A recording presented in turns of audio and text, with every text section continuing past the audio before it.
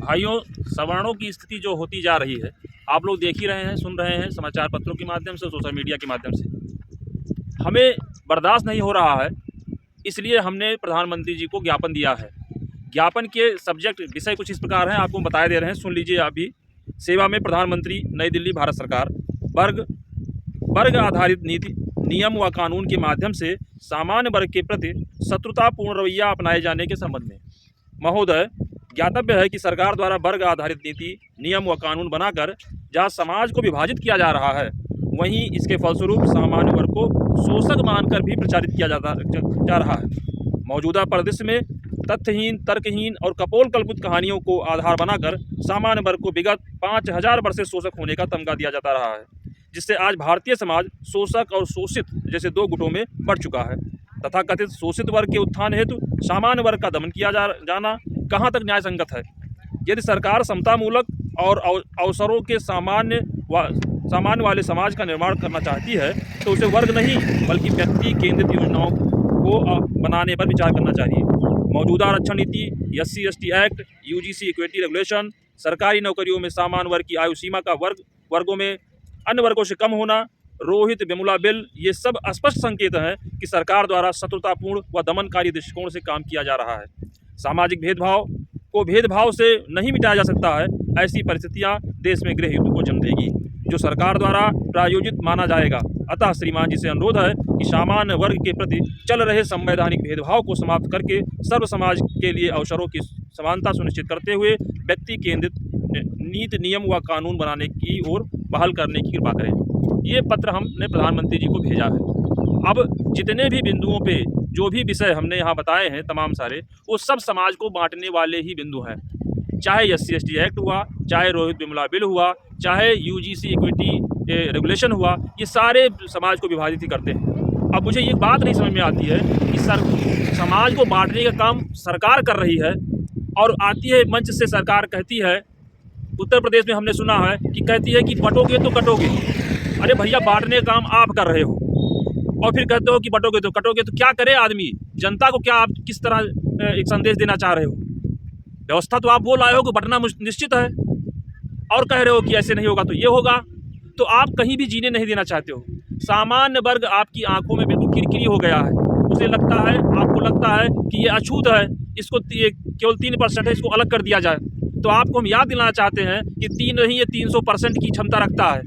और अगर आप ये जानना चाहते हैं कि इसकी क्षमता क्या है, तो पूर्व के इतिहास को देख लीजिए, वर्तमान में आप अपनी स्थितियां देख लीजिए। कहीं ना कहीं सामान्य वर्ग का ही सहयोग रहा होगा कि आप जहां हैं, जिस पद पे हैं, जैसे भी हैं, जिस स्थिति में हैं, सामान्य वर्ग की ही देन है। सामान्य वर्ग वो वर्ग है कि अपना सारा काम धाम छोड़ करके पूरा समय राष्ट्र के निर्माण में देता है।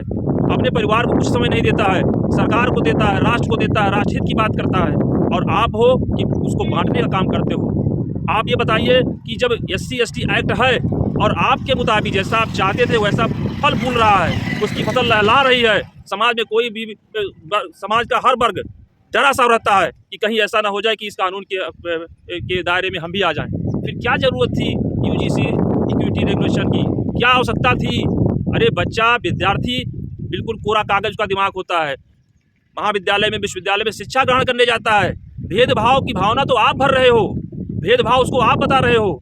उस उम्र में जब वो यूथ है, जब उसे कुछ सीखना चाहिए, उस समय आप उसको भेदभाव की चीज़ों को सिखा रहे हो और कहते हो कि अगर भेदभाव होगा तो आपके साथ ये होगा, आपके साथ वो होगा। मैं आपसे पूछना चाहता हूँ कि आपने भेदभाव का कोई पैरामीटर क्या तय कर रखा है कि इतने पे इतनी बात करेंगे तो भेदभाव माना जाएगा और यहाँ से और ये बात करेंगे तो भेदभाव नहीं माना जाएगा?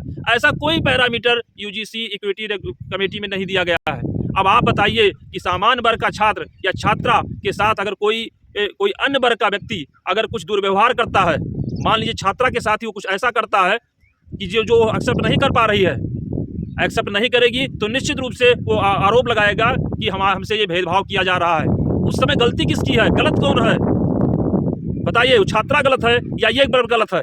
तो आपने ऐसी आग बो दी है, ऐसी मसाल जला दी है कि एक दिन वो समय आएगा कि पूरा देश धू धू करके जलेगा और आप चाहे बैठ करके तमाशा देखोगे या आपको लगेगा कि हम अपने योजनाओं में सफल हैं।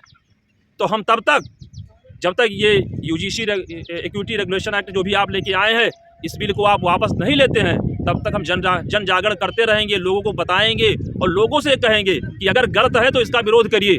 और मैं अपने सामान्य वर्ग के लोगों से कहता हूं कि जिस तरीके से आपको धीरे धीरे तमाम एक्ट में फंसा के आपको ख़त्म किया जा रहा है, ये आपकी जिम्मेदारी है, आपको जगना चाहिए। आपके लिए कोई जगेगा नहीं, आपके लिए कोई सामने आएगा नहीं, कोई कुछ करेगा नहीं, करना आपको होगा, क्योंकि गिरते नहीं है फूल झोली में खुद ही, कर्मों की डालों को खुद से हिलाना पड़ता है और मिटता नहीं अंधेरा जिंदगी से खुद से। अपने हिस्से का दीपक खुद ही जलाना पड़ता है, अपने हिस्से का दीपक खुद ही जलाना पड़ता है। तो सरकार आपके हिस्से का दीपक नहीं जला रही है, उस दीपक को बुझा रही है। और इसलिए हम आप सबसे कहते हैं कि हम लोग एक आंदोलन की रूपरेखा बना रहे हैं, सरकार को विज्ञापन के माध्यम से अवगत करा रहे हैं। अगर सरकार हमारी बातों को नहीं सुन रही है तो हम आंदोलन की रूपरेखा बनाएंगे। आप लोग हमसे जुड़िए, हमारे साथ आइए और उस आंदोलन में शरीक होइए, पूरी समर्पित भाव से आ जाइए। और इस जो भी एक्ट लाया गया है जिससे हमको नुकसान होता है, इसको रोकना हमारा काम है, हम रोकेंगे। ये पूरा हमारा आपको हमारा समर्थन है। आप सब यूनाइट हो जाइए।